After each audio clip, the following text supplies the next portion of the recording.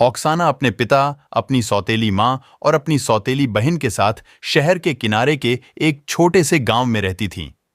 Oksana की सौतेली माँ ऑक्साना को बिल्कुल नहीं चाहती थी। वह बस अपनी बेटी ओलिना को ही ज्यादा प्यार करती थी।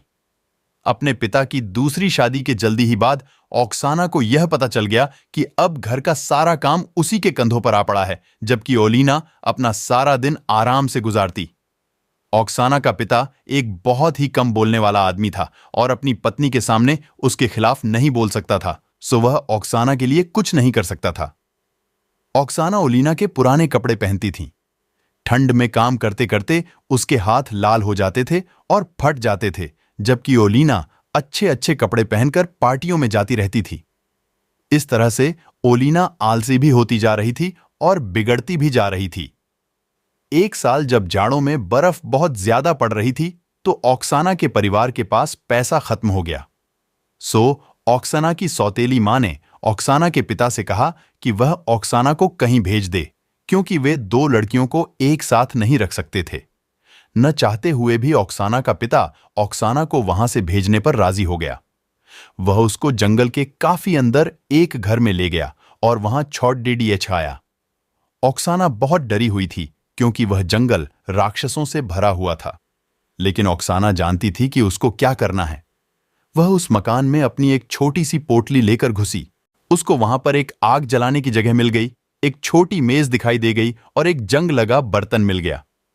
ऑक्साना ने अपनी डबल रोटी, चाकू और चीज का टुकड़ा जो उसके पिता ने उसको चलते समय दिया था, एक तरफ को रख दिया। उसने अपना कंबल आग जलाने की जगह के पास तह करके रख दिया। फिर उसने कुछ लकड़ियां इकट्ठी की और आग जलाई। ऑक्साना जानती थी कि उसकी वह डबल रोटी और चीज सारे जाधे तो चल नहीं पाएगी, सो उसने पेड़ की पतली शाखाओं से एक जाल बनाया, जिससे उसने एक जाड़े वाला खरगोश पकड़ा। उसने बर्फ खोदकर खाने के लिए कुछ जड़ें और बेरी ढूंढी।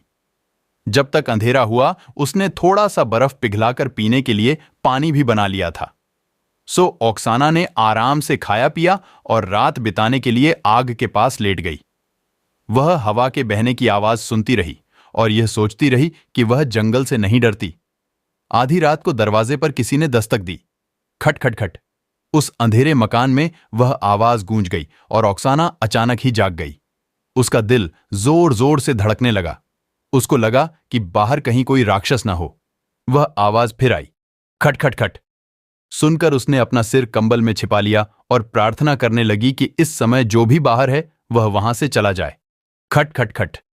ऑक्साना उठी। उसने पेड़ की एक शाख अपने हाथ में उठा ली और धीरे धीरे दरवाजे की तरफ बढ़ी। जैसे ही उसने बाहर झांक कर देखा, फिर उसने नीचे देखा, तो डर के मारे ऑक्साना की एक जोर की चीख निकल गई और वह पीछे की तरफ हट गई।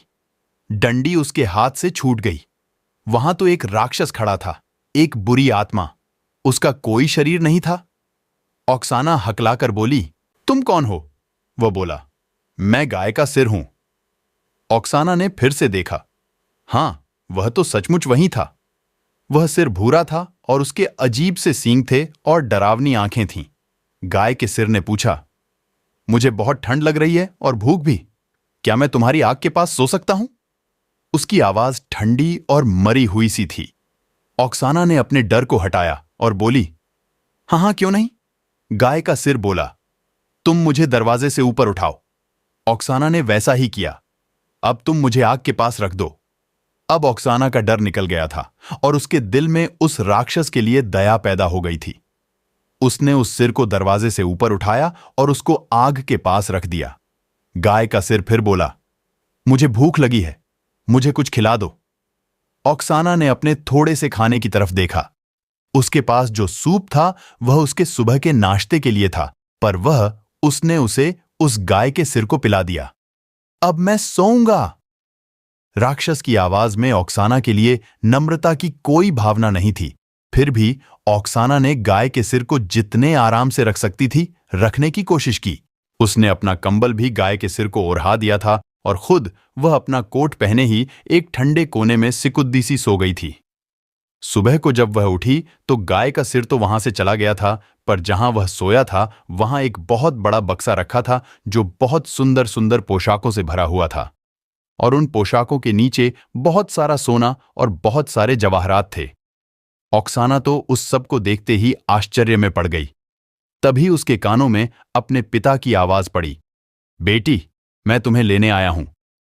ऑक्साना अपने पिता की आवाज सुनकर बहुत खुश हुई और बक्सा भूलकर अपने पिता से लिपट गई। वह बोली, आइए पिताजी। उसके पिता ने उसकी सौतेली मां को किसी तरह इस बात पर मना लिया था कि वह ऑक्साना को वापस घर ले आए, इसलिए वह ऑक्साना को घर ले जाने के लिए आया था। ऑक्साना अपने पिता को घर के अंदर ले गई और बक्सा दिखाते हुए बोली, देखिए पिताजी।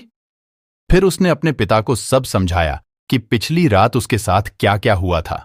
उसका खजाना देखकर ऑक्साना की सौतेली मां ने अपनी बेटी ओलिना को भी उस जंगल वाले मकान में भेजा और वहां एक रात गुजारने के लिए कहा।